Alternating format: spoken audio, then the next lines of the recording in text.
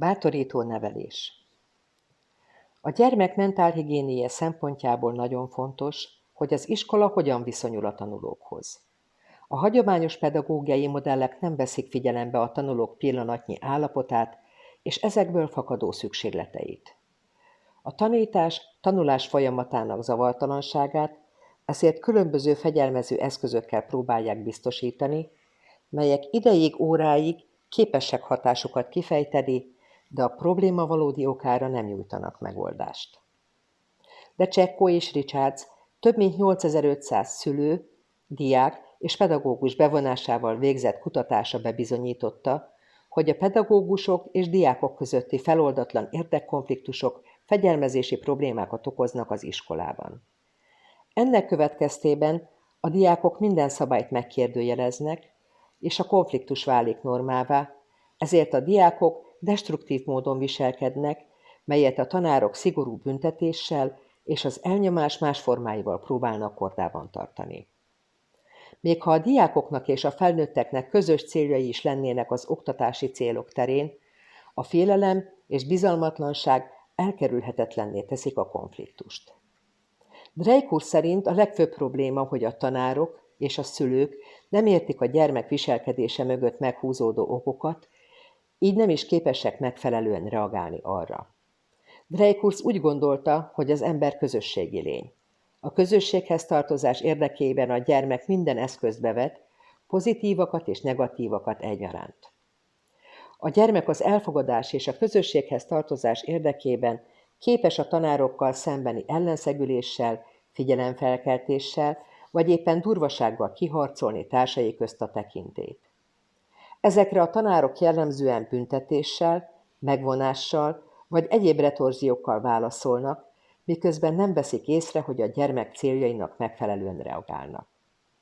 Ezért a felnőttnek figyelnie kell a gyermek magatartására, és elemeznie kell a látottakat, de nem a saját szemszögéből, hanem a gyermek szemszögén keresztül kell a szituációt nézni.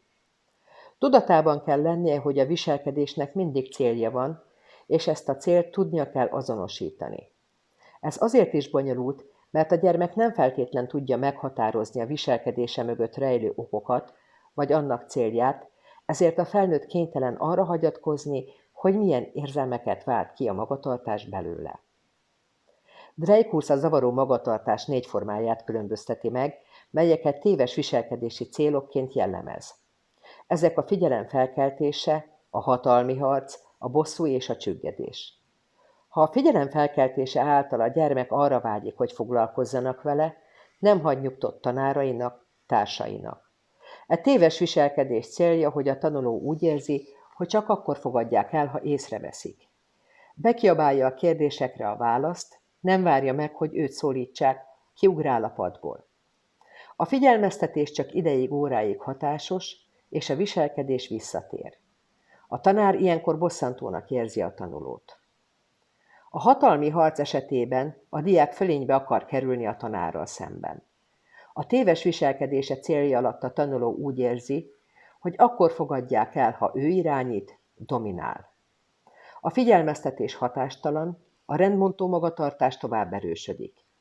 Ebben az esetben a tanár kihívást érez, ám ha harcba bocsátkozik a hatalomért, az tovább ront a helyzeten. Ha a tanár sértve érzi magát, akkor a gyermek bosszút áll.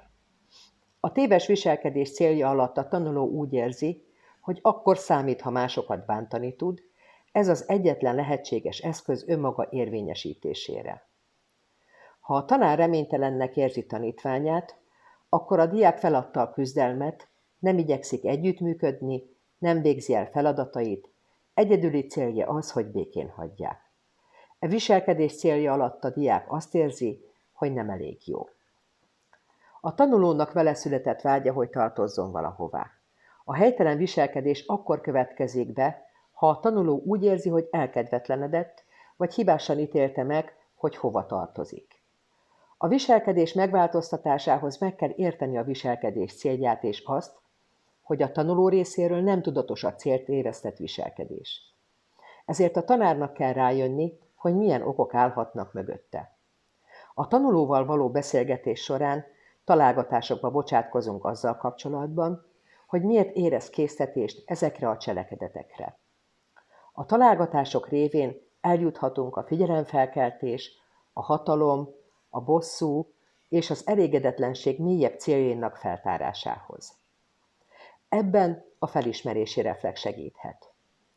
A felismerési reflex az a pont, amikor a tanuló felismeri viselkedésének okát. Ez nem feltétlenül vezet azonnali eredményre, mert néhány tanulónak időre van szüksége, hogy átgondolja mindezt. A felismerési reflex általában egy kis mosolyban, egy azonnali nem válaszban vagy racionalizálásban nyilvánul meg. Ha a felnőttek nem ismerik fel a gyermek zavaró magatartása mögött megbúvó célokat, és impulzívan rosszul reagálnak, akkor a gyermeket belehajszolják az egyre rosszabb viselkedésbe. A figyelmeztetések rövid távon talán látszólag célt érnek, de pontosan ellenkező hatásuk van, mint amit el szeretnénk vele érni. A figyelmeztetéssel a tanuló megkapja az áhított figyelmet, miközben azért nem kellett megdolgoznia. Ezáltal megtanulja, hogy rendbontó viselkedésével nem csak a figyelés, a munka alól mentesül, hanem a kívánt figyelmet is ki tudja magának harcolni. A fenyegetések szintén nem érik el a kívánt hatást, mi sem bizonyítja ezt jobban, mint hogy egyes tanulókat folyamatosan fenyegetésekkel próbálunk sakkban tartani. Tehát nem értünk el semmiféle változást a magatartásában, ha újra és újra ugyanahoz a módszerhez kell nyúlnunk.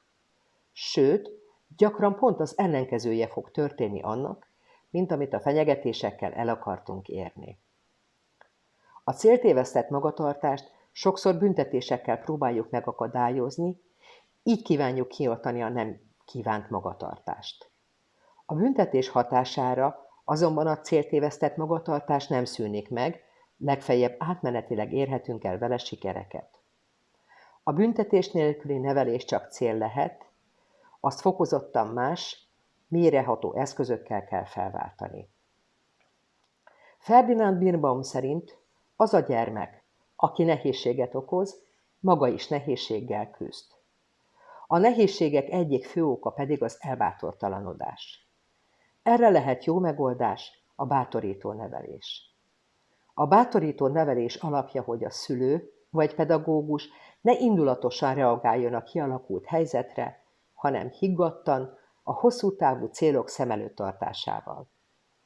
A módszer megtanulható, nagy önismeretet, önfegyelmet és alapos felkészültséget kíván. A pedagógusnak el kell sajátítania a megfigyelés technikáját, annak szakszerű elemzését, hogy a tanuló viselkedésére megfelelően legyen képes reagálni. A bátorító nevelés alapelvei. Edith Nassier 6 pontban foglalta össze azokat az alapelveket, amelyek segítségével a gyermeknek biztonságérzetet nyújthatunk. 1. Te azokhoz tartozol, akik ezt meg tudják tenni. Ezzel azt közvetítjük a tanuló felé, hogy nem állítjuk lehetetlen feladatok elé, bízunk abban, hogy képes elvégezni azokat. 2. Egy kísérlet nem árt.